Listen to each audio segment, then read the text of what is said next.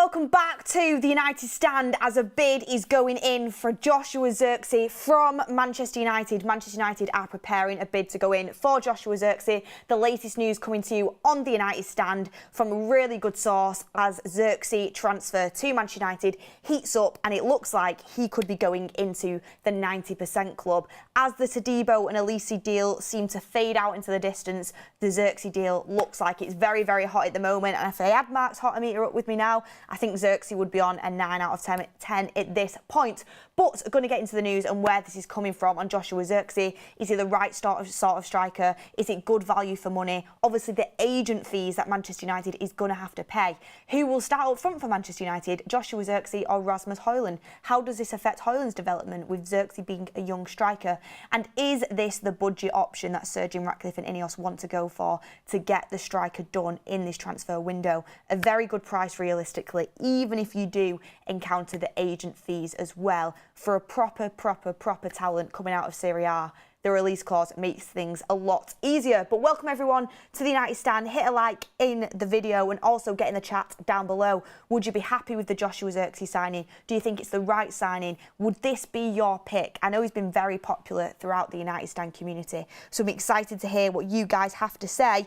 Behind the scenes, it looks like Ineos are getting some stuff done. I saw Sir Jim Ratcliffe's interview this morning and I thought he spoke really well, and it looks like despite the obstructions that are coming our way, we are looking to get business done early and we're looking to cook things behind the scenes, because Joshua Zirkzee, it seemed like it was out of sight. We had Romano on the show saying it looks like he's going to go to AC Milan. That sort of wrapped up, and now Manchester United have swooped in and are looking to do this deal. So it's coming out from James Ducker at The Telegraph, a very reliable source.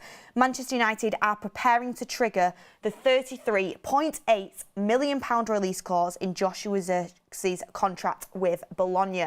Joshua Zirkzee to Manchester United. Manchester United are preparing to put that bid in to trigger his release clause. Obviously, we'll have to agree personal terms with the player and with the agent. But at this moment in time, you know, you've got AC Milan that are ready to pay that money, but they do not want to pay the agent fees. Will Manchester United pay that? Well, if we're going to go and trigger the release clause, it looks like Manchester United are probably going to want to negotiate with the agent to get that sorted. And Joshua Zirkzee as well, if he's not fully committed himself to Milan yet, he's probably open to joining Manchester United. And obviously you've got the Dutch connection there with Erik ten Hag as well. It could be very exciting. But the one thing I would say is that a lot of people saying, you know, wait for the Romano to say it, wait for the Ornstein to say it. And of course, they are the top tiers. When they come out with it, you know it's happening. But James Ducker would not have put that out there if Manchester United weren't seriously into this race and preparing to trigger the release clause, which is exactly what he says, that Manchester United are preparing to trigger this release clause. So United are probably going to test the waters. The release clause is there to be triggered with Bologna. There's no problem with that. It's just where the agent fees come into it and obviously the agreement with the player. But I think the player personally would be happy to come. There was a little bit of talk about him wanting game time. Don't know how much I don't know how much game time Manchester United are going to be able to guarantee to him, because obviously he's a young player coming in and we already have Rasmus. But I definitely think he'd be open to joining Manchester United. Triggering the lease clause is there. It's just working it out with the agent fees, but we're going to talk about that in a second. I'm okay with his release clause, but this agent fee is nonsense, says Brainiac. Well, I'm going to talk about that now. So, the agent fees are rumoured to be an extra £12 million to the agent. That is what he's requesting, and that is why the deal has started to break down with AC Milan. Because a couple of weeks ago, I was on the show and I was saying it looks like Joshua Zirkzee's out of the race. Like, Manchester United obviously want to get Zirkzee. He's young, he's talented, he is a different sort of profile striker than what we already have. He's got a lot of potential. He is an exciting profile, and he's got a £34 million release clause. Of course, Manchester United are going to be all over that, considering the financial position that we're in and how expensive strikers are on the market, especially strikers at that age. I mean, we paid £72 million for Rasmus Højlund from Serie A last season as well. So to get Zirkzee out of Bologna for £34 million, it's a steal. It's a brilliant price. So of course, Manchester United were all over that. But AC Milan were in front of us in the race. They talked to the player. they'd come to an agreement on terms with the player. They were ready to trigger the release clause with Bologna, but it started to break down because the agent is requesting a massive sign-on fee. The reason he's doing this is because obviously the fee that you're paying for the player is a really good fee because of that release clause, and this happens in football now. Agents see that and they want a piece of the pie. They want quite a lot of money for themselves, and I'm not being funny, but 12 million is absolutely ridiculous, but that's what he was requesting apparently. AC Milan see these requests as ridiculous and have been refusing to pay it, so the deal is currently halted. And I think Romano was saying yesterday, potentially, on a stream when I was looking, that Milan are in the same position as they were a couple of weeks ago. They want to buy Zirkzee, they want to trigger the release clause, but they don't want to pay the agent fees. Now, Manchester United have entered the race. They also are going to want to trigger the release clause, and that's coming out from James Ducker. In order to get Zirkzee to Manchester United instead of Milan, you would like to think that you wouldn't like to think, because you don't want to pay an agent that fee ever, really, especially, considering the fee that the agent wants compared to the transfer fee that is there. I wouldn't say it's a good thing to go and pay that, because it's not. I think it's ridiculous. But you would think that Manchester United are willing to negotiate with the agent to come up with a fee to give to the agent in order to get Zirkzee to Manchester United ahead of AC Milan. And the one thing I'd say on this is, although the fee is ridiculous, the extra 12 million, I'm not being funny, 45 million for Joshua Zirkzee, a very talented young and up-and-coming striker, let's be honest, it's a good deal. Even though it's absolutely silly to pay the agent like £10 million, and I don't think it will be 12 million. I think we'll negotiate it down probably to around 6 or 7. That's how I see it going. I mean, if Manchester United manage to get it lower than that, okay, fair enough. We'll have to see how it develops. But I think Manchester United will negotiate the agent fee down. But I do think we will pay an agent fee. And I think Ineos and Sir Jim Ratcliffe and Manchester United will be more than willing. Do you want to know why? Because all in all, if you put the package together, that is a very good deal for Manchester United. And even though in football it's crazy the amount that agents are getting nowadays. I mean, the Mino Raiola deal with Haaland, I'm sure Mbappe's situation is massive amounts of fees because he's leaving PSG on a free transfer. But this is how the footballing world works at the moment. And yeah, I can understand why AC Milan don't want to pay the agent fees, but if Manchester United are willing to do that, all in all, 45 million or under for Joshua Zirkzee, a striker of that ilk, of that age, coming to Manchester United, United will see that as a very good deal. You know, Sesko was going to cost around 60 million. Ivan Toney is going to cost you around 60 million. Joshua Zirkzee, you're knocking £15 million off that price tag, as well as giving the agent fees that you need to get that deal done. So if that's what you have to do to beat AC Milan to the punch, are you happy with that? And all in all, let's be honest, it's still a good deal. So I don't really care how much we're paying the agent. I don't agree with it. I don't think it's right. But if we're getting a good deal, then that's the way the cookie crumbles sometimes, and that's the way that it is. So that's what I'd have to say on that one. Also, I wanted to bring in this a little bit as well.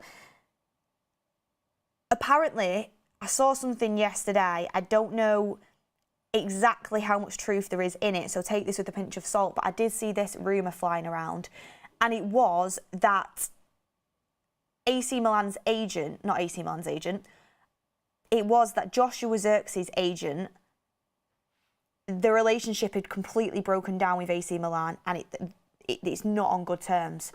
And the agent is actually willing to negotiate the fee down with Manchester United because the relationship is good, and you know there's good conversation there. So I don't think Man United will pay the 12 million to the agent. I do think we'll be able to negotiate that down. And I think it also works in our favour when competing with AC Milan to have a good relationship with the agent, because he's the one handling the transfer at the end of the day. So I think Manchester United will beat Milan.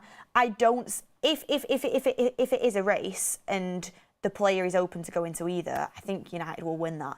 I don't see Sir Jim Ratcliffe, now I've watched him speak and I've seen his actions, I don't see Sir Jim Ratcliffe and Ineos being the type of players that lose to Milan in this race. I think we don't lose to that. I really don't. I think we can pay the agent the fee if we can negotiate it. The release clause, obviously Manchester United can pay that. It's just whether the player wants to come, which I assume he does. I assume the player would want to come. The only thing that's more tempting about Milan is the game time situation. You know, the game time at Milan, it'll probably you know, he's probably thinking he can get more game time there. But, you know, Rasmus Højlund, if the play's up for coming and competing, which I think he should be, you know, I think it'd be exciting to have that battle going on. Two different sort of strikers. You've got Joshua Zirkzee, who's massive and physically able, but he's really quick on the ball, good with the ball at his feet, a nice little link-up player. And you've got Rasmus, who's more of that target man in behind, and you know, he's got that pace. So I think they're both really good strikers to have in your armour, and it'd be interesting to see how it works.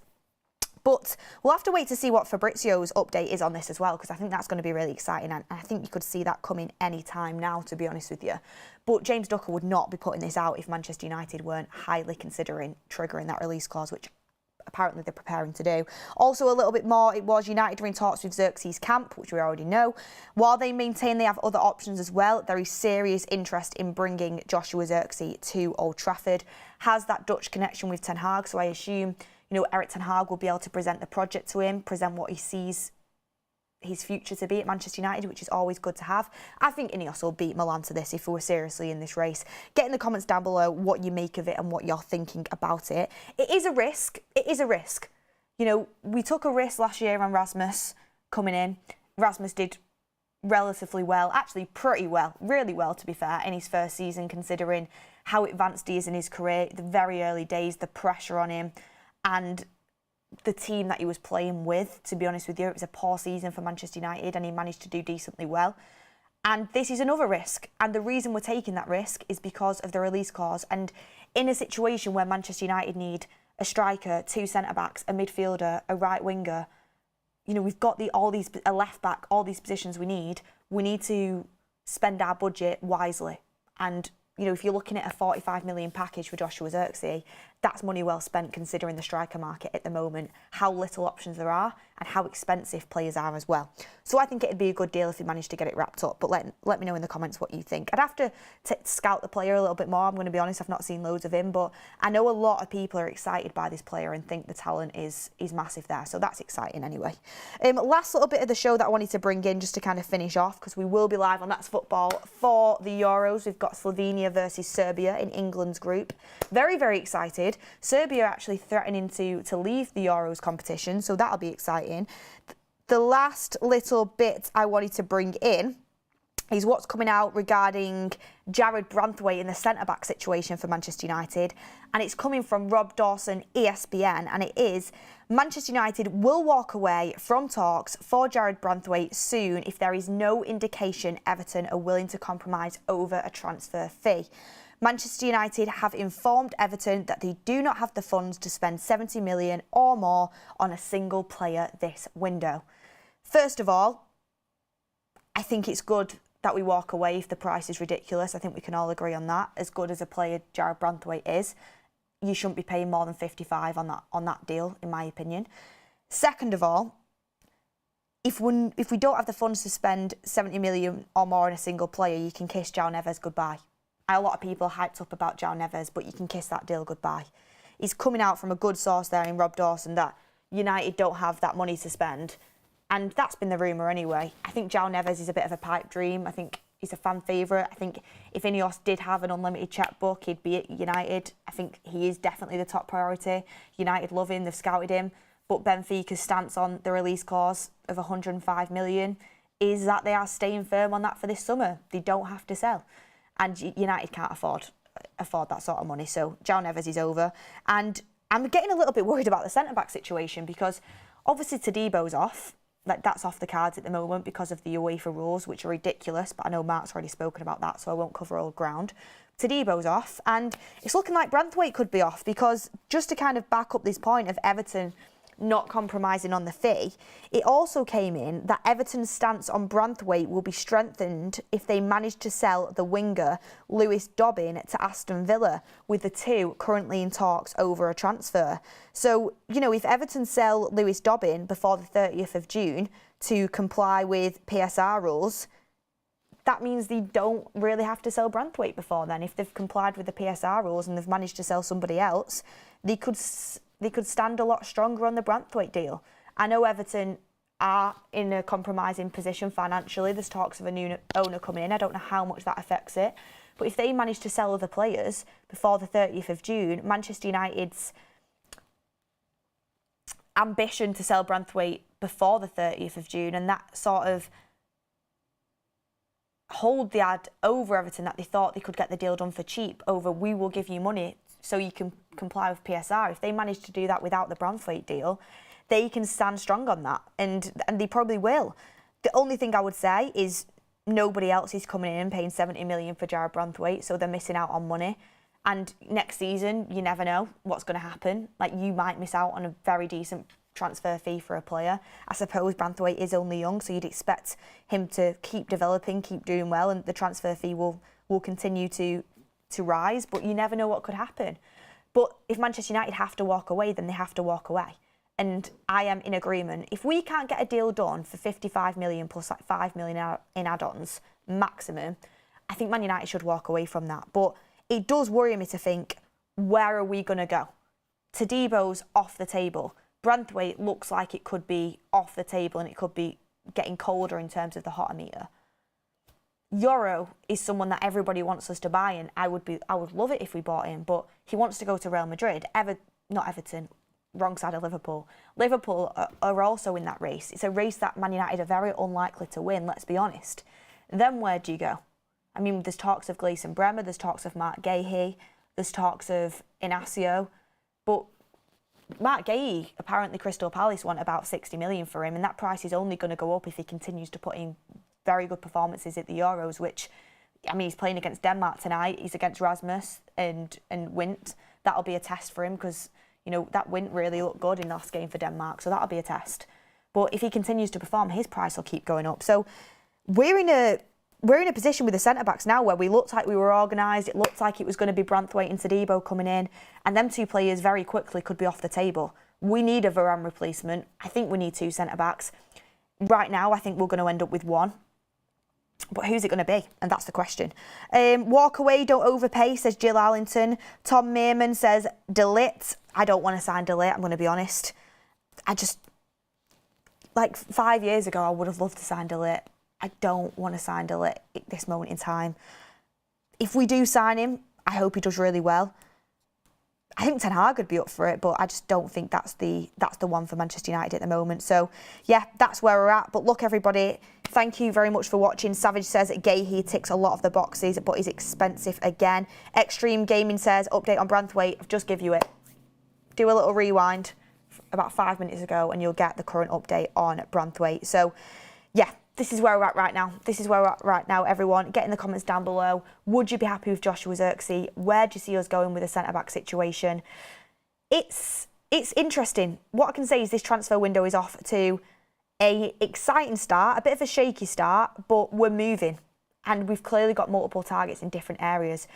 The striker, I always thought centre-back was going to be our first signing. Now it's looking like a centre-forward could be our first signing in Joshua Zirkzee, with Man United preparing to trigger the release clause. Get in the comments down below what you think. Hit a like on the video. Make sure you join us over on That's Football for Serbia versus Slovenia. I can't wait, and hopefully we have another cracking game to cover for you on there. We will see you on the next one, everyone, and have a lovely day.